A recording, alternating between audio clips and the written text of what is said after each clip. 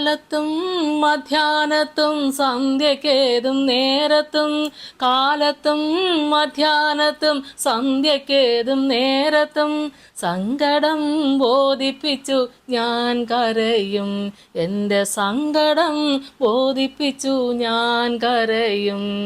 N പ്രാർത്ഥനാ ശബ്ദം ദൈവം കേൾക്കുന്നു, എൻ യാചനകളെല്ലാം ദൈവം നൽകുന്നു. എൻ പ്രാർത്ഥനാ ശബ്ദം ദൈവം കേൾക്കുന്നു, എൻ യാചനകളെല്ലാം ദൈവം നൽകുന്നു. കർത്താവിൽ എനിക്ക് ഏറ്റവും പ്രിയപ്പെട്ടവരെ, 55 സങ്കീർത്തനം അതിൻ്റെ 16 മുതലുള്ള വചനഭാഗങ്ങൾ നമുക്ക് വായിക്കാം. ഞാനോ ദൈവത്തെ വിളിച്ചപേക്ഷിക്കും, യഹോവ എന്നെ രക്ഷിക്കും. ഞാൻ വൈകുന്നേരത്തും കാലത്തും ഉച്ചയ്ക്കും സങ്കടം ബോധിപ്പിച്ച് കരയും, അവൻ എൻ്റെ പ്രാർത്ഥന കേൾക്കും. ദാവീദ് രാജാവിൻ്റെ ഇത്ര വലിയൊരു വിശ്വാസം ദൈവമക്കളെ, അതിന് തക്കവണ്ണം ദൈവം പ്രവർത്തിക്കാതിരിക്കുവോ? നമ്മൾ മുൻപുള്ള വചനഭാഗങ്ങളെ കേട്ടില്ലേ? ശത്രുക്കൾ നിമിത്തം എന്തുമാത്രം ദുഃഖങ്ങൾ അനുഭവിച്ചു. എന്നെ നിന്ദിച്ചത് ഒരു ശത്രുവല്ല, അങ്ങനെയെങ്കിൽ ഞാൻ സഹിക്കുമായിരുന്നു. എൻ്റെ നേരെ വമ്പ് പറഞ്ഞത് എന്നെ പഹിക്കുന്നവനല്ല, അങ്ങനെയെങ്കിൽ ഞാൻ മറഞ്ഞുകൊള്ളുമായിരുന്നു എന്ന് പറയുമ്പോൾ ഒരാടെ നിന്നയാണ് കേട്ടെ. എന്തുമാത്രം നിന്നയും പരിഹാസങ്ങളും കേട്ട് ശത്രുവിൻ്റെ ആരവ നിമിത്തവും എന്തുമാത്രം കഷ്ടങ്ങളാണ് അദ്ദേഹം അനുഭവിച്ചത്. എന്നിരുന്നാലും അദ്ദേഹത്തിൻ്റെ പ്രാർത്ഥനയ്ക്ക് ഒരു മുടക്കവും വന്നില്ലല്ലോ. ദൈവമക്കളെ, ഇത്രയും പ്രാർത്ഥിച്ചിട്ട് ദൈവം എൻ്റെ പ്രാർത്ഥന കേട്ടില്ലല്ലോ എന്ന് പറഞ്ഞ് മാറിയിരിക്കുകയായിരുന്നില്ലല്ലോ. അദ്ദേഹത്തിൻ്റെ പ്രാർത്ഥനയെക്കുറിച്ച് പറഞ്ഞത് കേൾക്കുന്നുണ്ടല്ലോ. ഞാൻ ദൈവത്തെ വിളിച്ചപേക്ഷിക്കും, യഹോവ എന്നെ രക്ഷിക്കും. ഉറപ്പാ. ആരൊക്കെ നിന്ദിച്ചാലും ആരൊക്കെ പഴിച്ചാലും അകത്തൊരു വിശ്വാസം നമുക്കുണ്ടായിരിക്കണം ദൈവമക്കളെ. ഞാൻ വിളിക്കുന്ന ദൈവം വിശ്വസ്തനാണ്. ഹല്ലേലൂയ. മാത്രമല്ല, ഞാൻ വൈകുന്നേരത്തും കാലത്തും ഉച്ചയ്ക്കും സങ്കടം ബോധിപ്പിച്ച് കരയും എന്നാ പറഞ്ഞേ. അവൻ എൻ്റെ പ്രാർത്ഥന കേൾക്കും എന്നുള്ളൊരു ചങ്കുറപ്പ്. ആമേൻ. ഇത് ദൈവമക്കളെ ചോർന്നു പോയാൽ എത്ര പാടിയാലും എത്ര പ്രാർത്ഥിച്ചാലും എത്ര മാത്രം പ്രസംഗിച്ചാലും ദൈവമക്കളെ പറ്റൂല. പ്രശ്നങ്ങൾ ഏറി വരുമ്പോഴും ഏത് പ്രതികൂല സാഹചര്യത്തിലും ദൈവം ഏൽപ്പിച്ചതാണെങ്കിൽ അത് അവർക്ക് അന്ത്യം വരെ ചെയ്യാൻ പറ്റും ദൈവമക്കളെ. കാരണം പ്രവർത്തിക്കുന്ന ദൈവമല്ലേ, വിളിച്ചിറക്കിക്കൊണ്ട് വന്ന ദൈവം വിശ്വസ്തനല്ലേ. വഴിക്കിട്ടിട്ട് പോകുമോ? സ്തോത്രം.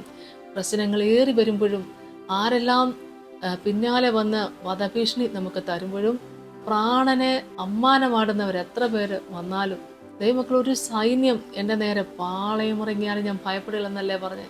ഒരു സൈന്യം എൻ്റെ നേരെ പാളയമിറങ്ങിയാലും ഭയപ്പെടുകയില്ലെന്ന് പറയണമെങ്കിൽ ദൈവമക്കളെ എത്രമാത്രം ദൈവത്തെ സ്നേഹിക്കുന്നു, എത്രത്തോളം ദൈവത്തെ ഭയപ്പെടുന്നു. ഹല്ലേലൂയ, സ്തോത്രം. ദൈവമക്കളെ, വചനം നമ്മളെ കേൾപ്പിക്കുന്നത് പോലെ മനുഷ്യരെ നമുക്ക് ഭയപ്പെടേണ്ടതായിട്ടില്ല.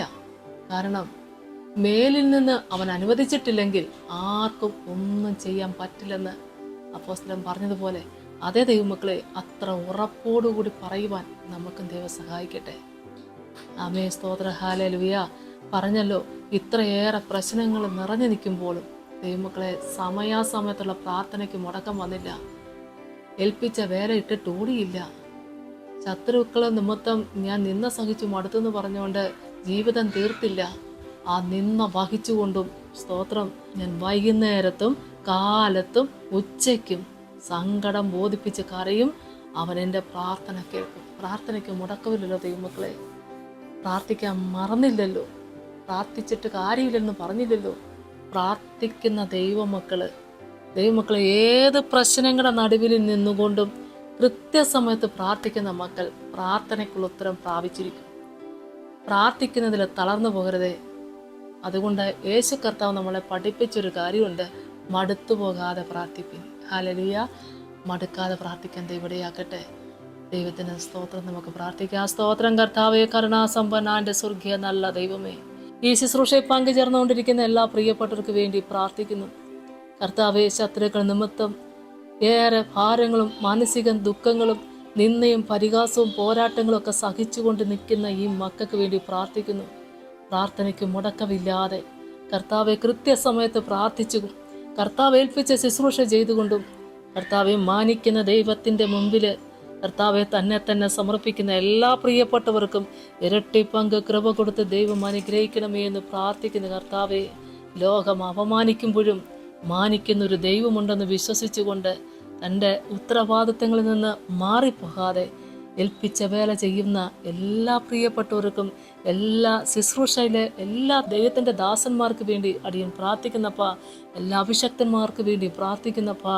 ഹല്ലേലൂയ, സ്തോത്രം. എല്ലാവർക്കും ഇരട്ടി പങ്ക് കൃപ കൊടുത്ത് കർത്താവ് അനുഗ്രഹിക്കണേ, ആത്മാവിൽ നിറയ്ക്കണമേ എന്ന് പ്രാർത്ഥിക്കുന്ന കർത്താവേ, എൻ്റെ കർത്താവിന് വേണ്ടി ഓടുവാൻ, ആ വാടാത്ത കിരീടം പ്രാപിക്കുവാൻ കർത്താവ് സഹായിക്കണമേ.